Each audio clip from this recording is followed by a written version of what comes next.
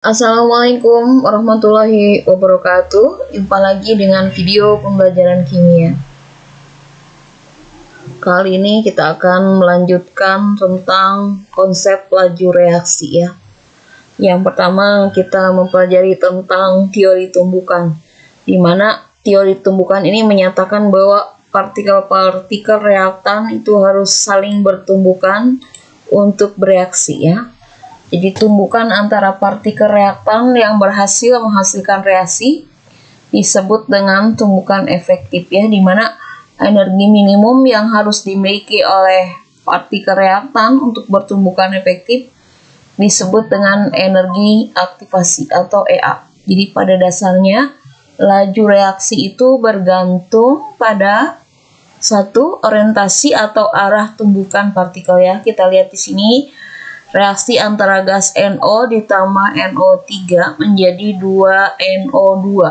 Jadi tidak semua tumbukan yang terjadi antara partikel gas NO dan NO3 akan menghasilkan gas NO2. Kita perhatikan ya yang ini arah tumbukan. Yang pertama ini tidak efektif ya, yang menghasilkan reaksi.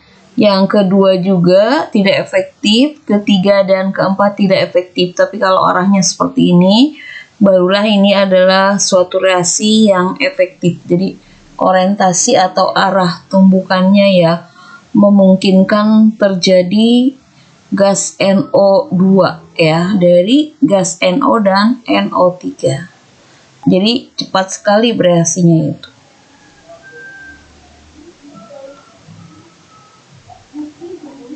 Yang kedua, frekuensi terjadinya tumbukan partikel ya. Jadi semakin tinggi terjadinya tumbukan partikel, frekuensi tumbukan tinggi, maka semakin besar pula peluang terjadinya tumbukan efektif sehingga laju reaksi juga menjadi semakin cepat.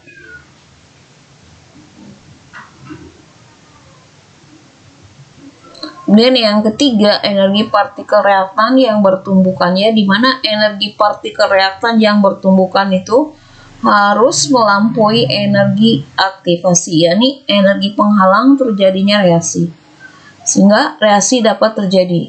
Jadi bila energi aktivasi semakin rendah, maka laju reaksinya akan semakin cepat.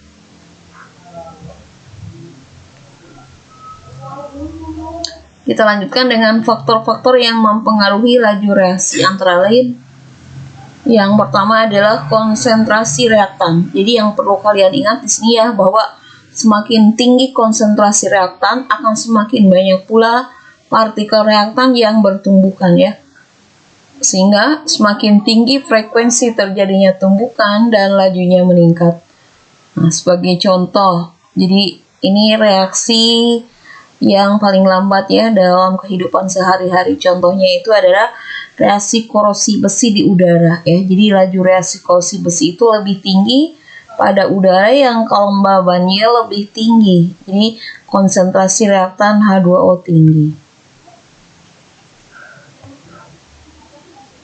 Yang kedua, wujud fisik reaktan. Jika reaktan yang bereaksi dalam wujud fisik atau fasa yang sama, semuanya gas atau semuanya cair, maka tumbukan antar partikel didasarkan pada gerak acak termal pada partikel ya.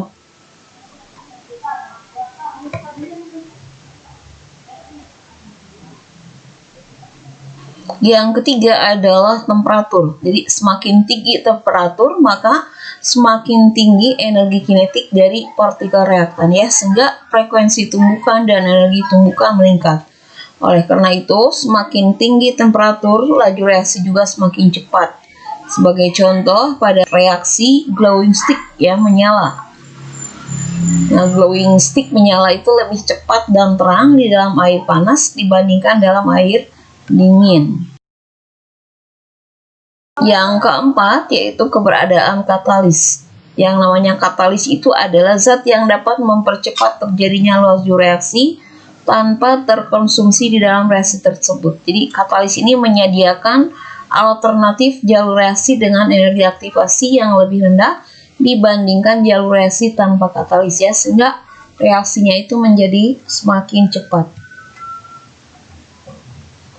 Kita lanjutkan dengan hukum laju ya. Hukum laju itu kita sebut juga dengan persamaan laju, menyatakan hubungan antara laju reaksi dengan konsentrasi dari reaktan ya, dipangkatkan bilangan tertentu. Jadi kalau misalnya ini A ditambah B menjadi C ditambah D ya, dengan koefisien reaksi A, B, C, D yang kita tulis dengan huruf kecil. Hukumnya adalah V sama dengan K kali konsentrasi A pangkat X kali konsentrasi B pangkat Y, di mana nilai konstanta laju K dan nilai X dan Y ditentukan berdasarkan eksperimen ya. Jadi bukan berdasarkan koefisien stoikiometri persamaan reaksi setara. Jadi untuk reaksi tersebut dikatakan order reaksi ke X terhadap A, order reaksi ke Y terhadap B, dan order reaksi total itu sama dengan X ditambah Y.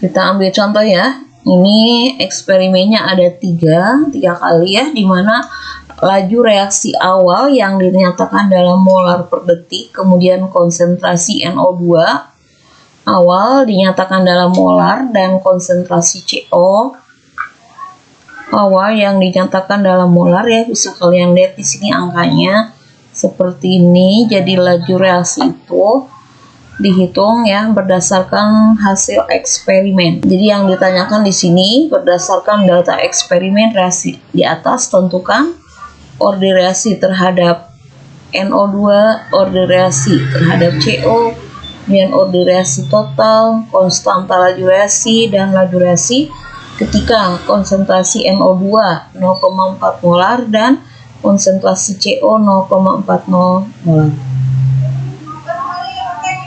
Kemudian yang pertama diasumsikan ya bahwa laju reaksi pada reaksi tersebut yaitu V sama dengan K kali konsentrasi NO2 pangkat X kali konsentrasi CO pangkat Y. Jadi untuk menghitung nilai X pada konsentrasi NO2 pangkat X, kita perlu membandingkan data eksperimen 1 dan 2 ya, di mana konsentrasi NO2 itu bervariasi namun konsentrasi CO konstan. Atau seperti ini, dimasukkan angkanya 0,08 molar per detik per 0,05 molar per detik sama dengan 0,4 molar per 0,10 molar pangkat X ya, diperoleh seperti ini. 16 ya, 16 sama dengan ini kan 0,08 dibagi 0,05. Yang ini satuannya habis ya, kita coret, ini hasilnya 16. Yang ini kita coret juga ya. Jadi hasilnya 4 dibagi 1 kan 4 pangkat X. Dengan demikian X sama dengan 2 dari mana? 4 pangkat X sama dengan 16. Berapakah X? Jadi X itu sama dengan 2. Jadi order reaksi terhadap NO2 sama dengan 2.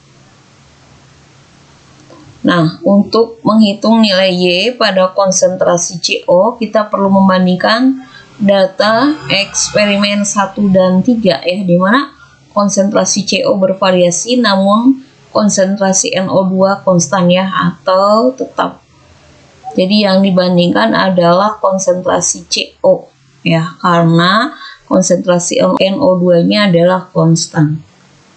Jadi ini bisa kita coret ya, tinggal ini konsentrasi CO ya, ini pangkat Y per 3 kali konsentrasi CO pangkat Y per 1 ya, atau Y nya kita coret ya. Nah, karena Y kali 3 itu 3Y, 1 kali Y 3Y per Y sama dengan 3 ya, atau ini kita coret ya, ini tinggal 2 dibagi 1 kan 2 ya, 2 pangkat Y sama dengan 1. Dengan demikian Y sama dengan 0. Jadi 2 pangkat berapa? Hasilnya 1, yaitu 2 pangkat 0. Jadi order reaksi terhadap CO sama dengan 0. Menulis hukum laju reaksi, yaitu bagaimana? V sama dengan K kali konsentrasi NO2 pangkat 2. Jadi order reaksi keseluruhan sama dengan X ditambah Y sama dengan 2 ditambah 0 sama dengan 2.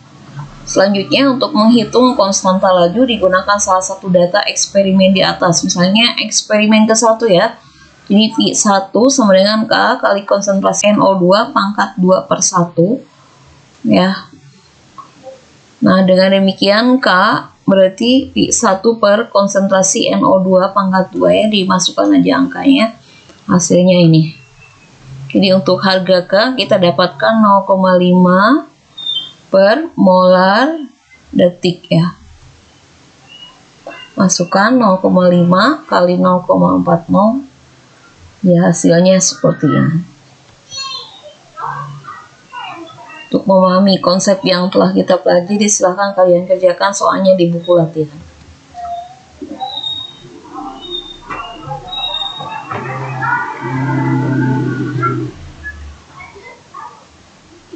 Terima kasih dan wassalamualaikum warahmatullahi wabarakatuh.